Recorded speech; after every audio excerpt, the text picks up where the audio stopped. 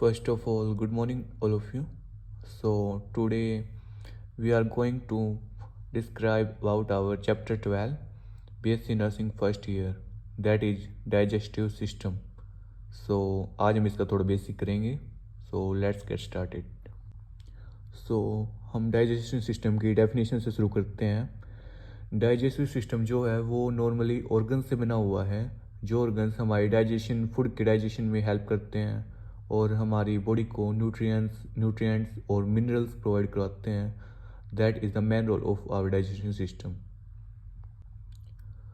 सो अब डेफिनेशन के बाद इसके जो पार्ट हैं ये नॉर्मली 8 पार्टेड में डिवाइडेड हैं. That is mouth, pharynx, oesophagus, stomach, small intestine, large intestine, rectum और anal canal. So one by one हम इन सब को थोड़ा लिटिल वे में डिस्कस करते हैं. फुल वे में आगे नेक्स्ट वीडियो में हम इन सब को अलग अलग करके डिस्क्राइब करेंगे. सो चलिए पहले माउथ से शुरू करते हैं. देखिए, माउथ जो है ये हमारे डाइजेस्टिव ट्रैक का जो है पहला पार्ट है. First part of our digestive track.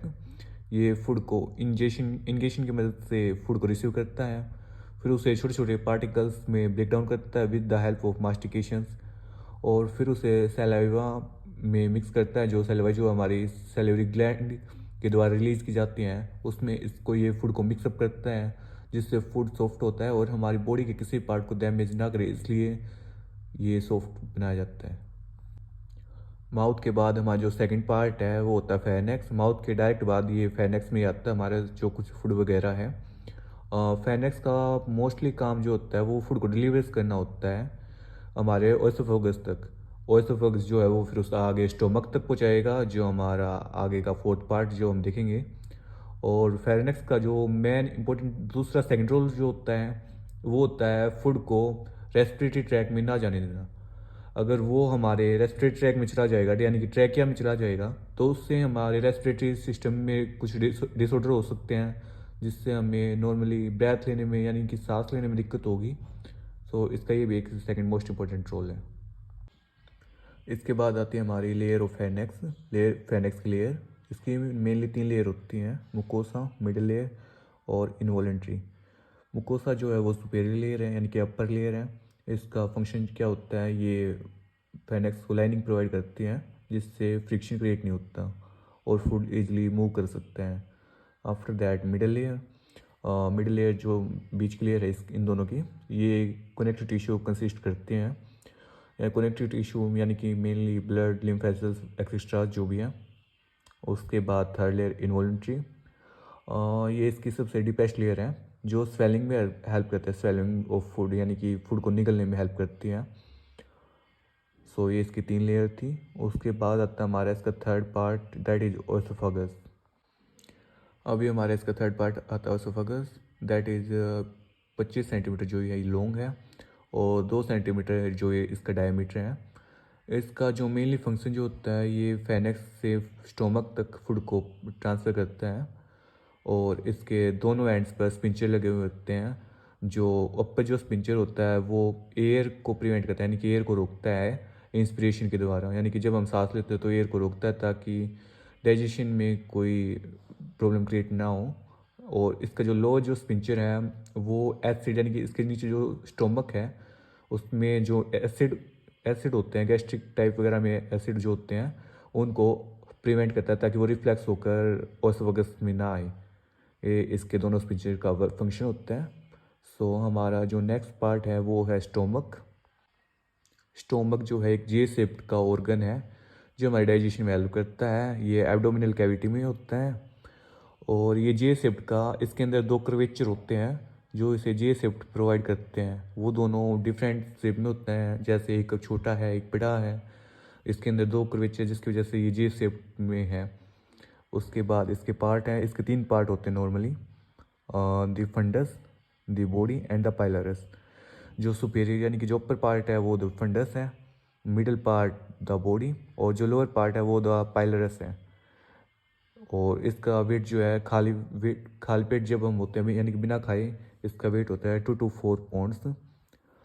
इसका नॉर्मल फंक्शन होता है गैस्ट्रिक जूस को रिलीज़ करना, यानी कि सिक्रेट करना गैस्ट्रिक जूस को, जो हमारे डाइजेशन, फूड के डाइजेशन में हेल्प करते हैं ये जूसेस आगे चलकर. सो ये नॉर्मली हमारा स्टोमक था। इसके बाद आता है हमारा small intestine. So small intestine देखते हैं हम। अब हमारा स्मॉल इंटेस्टाइन जो है ये नॉर्मली 2.5 सेंटीमीटर होता है डायमीटर इसका, और 5 सेंटीमीटर जो है ये लॉन्ग होता है। ये स्टोमक से लेकर लार्ज इंटेस्टाइन तक जाता है फूड को लेकर। जो हमारा केमिकल डाइजेशन होता है जो फूड का, वो नॉर्मली स्मॉल इंटेस्टाइन में होता है, और जिसकी वजह से ये न्यूट्रिएंट्स को भी एब्जॉर्ब कर लेती है। उसके बाद मेनली इसके 3 पार्ट्स होते हैं, ड्यूडेनम, जेजुनम और इलियम। डेडोनम जो है ये नॉर्मली वेरी शॉर्ट होता है, 25 सेंटीमीटर लॉन्ग। ये हमारे स्मॉल इंटेस्टाइन का पहला पार्ट होता है। उसके बाद जेजुनम, ये मिडिल सेक्शन है स्मॉल इंटेस्टाइन का, और ये जो है 2 मीटर लॉन्ग होता है, यानी कि ये हमारा सेकंड बिगर पार्ट है। और इलियम जो है ये टर्मिनल सेक्शन है स्मॉल इंटेस्टाइन का, और ये नॉर्मली 3 मीटर लॉन्ग है, यानी कि सबसे बिगेस्ट पार्ट जो है वो इलियम होता है हमारे स्मॉल इंटेस्टाइन का। और ये तीनों पार्ट मिलकर हमारा normally chemical digestion of food में हेल्प करते हैं और न्यूट्रिएंट्स को एब्जॉर्ब करते हैं। अब स्मॉल इंटेस्टाइन के बाद खाना जो है लार्ज इंटेस्टाइन में आता है, जो नॉर्मली 1.5 मीटर लॉन्ग होती है और 6.5 सेंटीमीटर इसका डायमीटर होता है। जो डायमीटर जो है इसका वो नॉर्मली स्मॉल इंटेस्टाइन से ज़्यादा होता है, क्योंकि उसका जो डायमीटर वो 2.5 सेंटीमीटर है और इसका डायमीटर 6.5 सेंटीमीटर है। सो ये डायमीटर में चौड़ी होती है और लेंथ इसकी स्मॉल इंटेस्टाइन से छोटी होती है। अब अगर हम इसके पार्ट्स की बात करें तो इसके 4 पार्ट होते हैं नॉर्मली, और इसका जो फंक्शन जो होता है वो नॉर्मली वाटर को एब्जॉर्ब करना और इलेक्ट्रोलाइट्स वगैरह इन सब को एब्जॉर्ब करके हमारे एक्सटीरियर तक वेस्ट प्रोडक्ट को पहुँचाने का काम, यानी कि ट्रांसपोर्ट का काम इसी को होता है। इसके नॉर्मली 4 पार्ट होते हैं, that is calcium, colon, rectum और canal. So one by one हम अब इनको देखते हैं। कैल्शियम जो है ये हमारे लार्ज इंटेस्टाइन का पहला पार्ट है, जो नॉर्मली 6 सेंटीमीटर लॉन्ग है। सेकंड पार्ट है कोलोन। इसके भी ये भी यानी कि सब डिवाइडेड है, इसके पार्ट्स हैं, जो 4 पार्ट हैं इसके नॉर्मली, जो हैं ascending colon, transverse colon, descending colon, sigmoid colon. अभी हम इन सब के फंक्शन नहीं देखेंगे क्योंकि ज़्यादा लंबी वीडियो हो जाएंगी, और नेक्स्ट वीडियो में हम इन सब के फंक्शन यानी कि डिटेल में करेंगे वन बाय वन करके। अभी कोलोन से जो है रेक्टम में जाता है। रेक्टम जो है 15 सेंटीमीटर लॉन्ग है, लार्ज इंटेस्टाइन का एक पार्ट है जो रेक्टम जो है। सिग्मोइड कोलोन के बाद रेक्टम में जो वेस्ट प्रोडक्ट है वो आएगा। रेक्टम से ये हमारा कैनाल में जाएगा, जो 2.5 सेंटीमीटर यानी कि बहुत ही शॉर्ट पैसेज है लार्ज इंटेस्टाइन का होता है एडल्ट के अंदर। और ये जो है कनेक्ट होता है हमारा एक्सटीरियर पार्ट से, जहाँ से वेस्ट प्रोडक्ट हमारा एज ए एक्सटीरियर बाहर निकल जाता है। अभी जो भी हमने किया है हम उसे one by one with the help of diagram समझेंगे। जैसे यहाँ पर हमारा माउथ है, माउथ से हम फूड लेते हैं इंजेक्शन की मदद से। उसके बाद फूड जो है ब्रेक डाउन होता है मैंचुरेशन की मदद से, और पार्टिकल्स में ब्रेक डाउन हो गया। फिर जो सेलिवरी ग्लैंड जो होते हैं वो सैलिवा की हेल्प से फूड को सॉफ्ट बनाते हैं।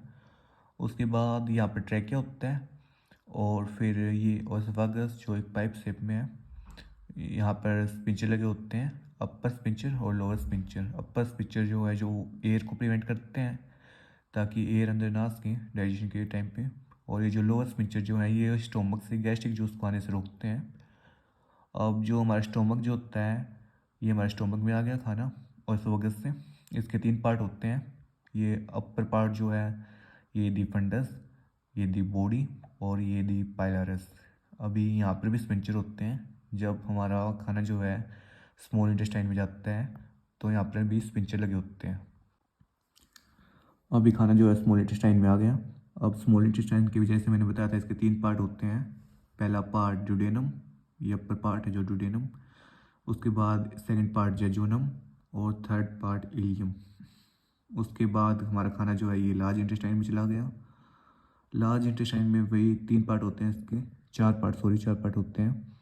पहला पार्ट कैल्शियम, सेकंड फिर कोलोन के पार्ट होते हैं असेंडिंग कोलोन, ट्रांसवर्स कोलोन और डिसेंडिंग कोलोन और सिग्मोइड कोलोन के बाद खाना जो है रेक्टम में गया, और रेक्टम के बाद ये एनल कैनाल के थ्रू एनएस के थ्रू हमारा बाहर निकल जाता है। That's the whole role of large intestine, और ये वाटर को एब्जॉर्ब कर लेते हैं इस दौरान, और इलेक्ट्रोलाइट्स वगैरह को भी, और आफ्टर दैट वेस्ट प्रोडक्ट जो है लार्ज इंटेस्टाइन से हमारा बाहर निकल जाता है। सो आई होप आप लोगों को वीडियो पसंद आई होंगी। अभी नेक्स्ट वीडियो में, जो भी हमारी नेक्स्ट वीडियो होगी, उसमें 1 बाय 1 करके इन सभी पार्ट को डिटेल में पढ़ेंगे। सो तब तक के लिए thank you all of you, good bye.